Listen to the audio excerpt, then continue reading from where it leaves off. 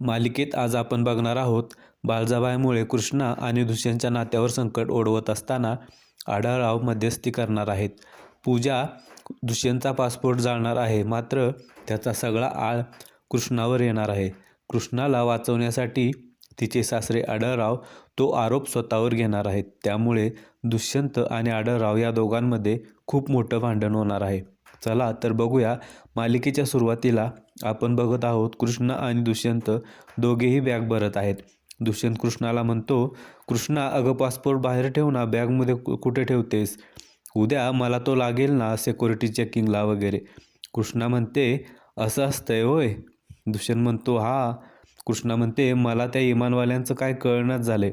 दुष्यंत म्हणतो, अगं त्यात काय न कळण्यासारखं, थांब मी तुला दाखवतो. दुष्यंत कृष्णाच्या हातात बॅग देतो आणि तिला सांगतो, तू अमेरिकेला जाते असं समज. आता तू एअरपोर्टवर आली. दुष्यंत म्हणतो, युअर पासपोर्ट प्लीज. कृष्णाने गॉगल घातलेला असतो. ती खूप छान दिसत असते. कृष्णा दुष्यंतला पासपोर्ट दाखवते. दुष्यंत म्हणतो, थँक्यू. आता ही बॅग चेक होईल डिटेक्टरमध्ये आणि तुझं चेकिंग मी करतो. दुष्यंत कृष्णाचं चेकिंग करत असतो. जसं विमानतळावर चेकिंग होतं तसं. आता दुष्यंत तिथे थोडा रोमॅन्टिक मोडमध्ये आलेला असतो. दुष्यंत जेव्हा जेव्हा कृष्णाच्या जवळ जातो तेव्हा तेव्हा तो रोमॅन्टिक होतो आणि मध्येच काहीतरी फोन वगैरे वाजतो. हे तुम्ही पाहिलेलंच असेल. पण यावेळी त्याच्या हातातल्या घड्याळाचा रिमाइंडर वाजतो आणि ते दोघं परत भानावर येतात. दुष्यंत कृष्णाच्या जवळ जाण्याचा प्रयत्न करत असतो. आता तो कृष्णाला खुर्चीवर बसवतो आणि तिला म्हणतो, तू विमानात बसली असं समज. दुष्यंत आता टोपी घालतो आणि विमानाचा कॅप्टन बनतो. दुष्यंत कृष्णाला म्हणतो, this is your captain Dushyant Rangade Patil speaking. Our flight conditions are smooth. We expect a pleasant journey. Thank you for choosing to fly with us. Sit back and relax and enjoy your flight. Dushyant कृष्णाला गर गर गर फिरवतो. कृष्णा घाबरून दुष्यंतला मिठी मारते. दुष्यंत मोठ्याने हसतो आणि म्हणतो, अगं कृष्णा, तू काय घाबरली की काय? काय यार तू पण. कृष्णा म्हणते, दुष्यंत सरकार, तुम्ही फॉरेनला गेल्यावर तुमच्या अशा मोकळ्या हसण्याची लय आठवण होईल मला. दुष्यंत म्हणतो, कृष्णा, मी पण तुझा हा सगळा बावळटपणा मिस करेन. दुष्यंत आता रोमॅन्टिक होतो. दुष्यंत कृष्णाच्या थोडा थोडा जवळ जात असतो. तो कृष्णाला किस करतोय की काय असंच वाटतं. पण तेवढ्यातच घड्याळाचा रिमाइंडर वाजतो आणि परत ते दोघं भानावर येतात. दुष्यंत म्हणतो, अरे बापरे, गडबड झाली सगळी. कृष्णा, पहाटेची फ्लाईट आहे माझी. किती वाजले? झोपच होणार नाही आता. असं म्हणून ते दोघेही झोपतात. कृष्णा विचार करत असते, दुष्यंत सरकार, तुमचा हा चेहरा माझ्यापासून लांब जायलाच नको असं वाटतंय मला. पण आपल्या भविष्यासाठी, तुमच्या स्वप्नांसाठी तुम्हाला जायलाच पाहिजे. कृष्णा दुष्यंतला सकाळी लवकर उठवते आणि दुष्यंतला आवरायला सांगते. ती दुष्यंतला म्हणते, तुम्ही आवरा, मी तुमच्यासाठी चहा घेऊन येते. कृष्णा चहा बनवत असताना तिला पाठीमागचं आठवत असतं. दुष्यंत आणि कृष्णाच्या गोड आठवणी ती आठवत असते. कृष्णा दुष्यंतला चहा घेऊन येते. म्हणते, घ्या चहा घ्या. दुष्यंत म्हणतो, खरं तर मला ब्लॅक कॉफी आवडते, पण तुझ्या हातचा चहा मी मिस करणार आहे आता. कृष्णाच्या डोळ्यात पाणी आलेलं असतं. दुष्यंत तिला सोडून जाणार या विचाराने तिला गहिवरून आलेलं असतं. दुष्यंत म्हणतो, एवढं काय सॅड व्हायचं त्यात? जाणाऱ्या माणसाला हसून बाय करायचं असतं. ही अशी का तोंड पाडून बसली? दुष्यंत आता पासपोर्ट शोधत असतो, पण त्याला पासपोर्ट सापडत नसतो. कृष्णा बाहेर येऊन बघते तर तिला समोर बाळजाबाई दुष्यंतचा पासपोर्ट जाळत असल्याचं दिसतं. कृष्णा म्हणते, अहो बाळजाबाई, हे काय केलं तुम्ही? ती आगीतून दुष्यंतचा पासपोर्ट बाहेर काढते, पण पासपोर्ट जळालेला असतो.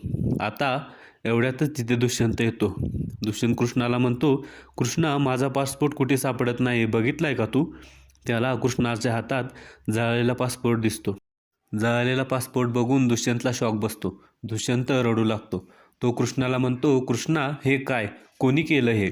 आता बाळजाबाई दुष्यंतला म्हणते, अरे दुष्यंत, तुझा पासपोर्ट जाळला बघ हिनं. आता सगळेजण तिथं येतात.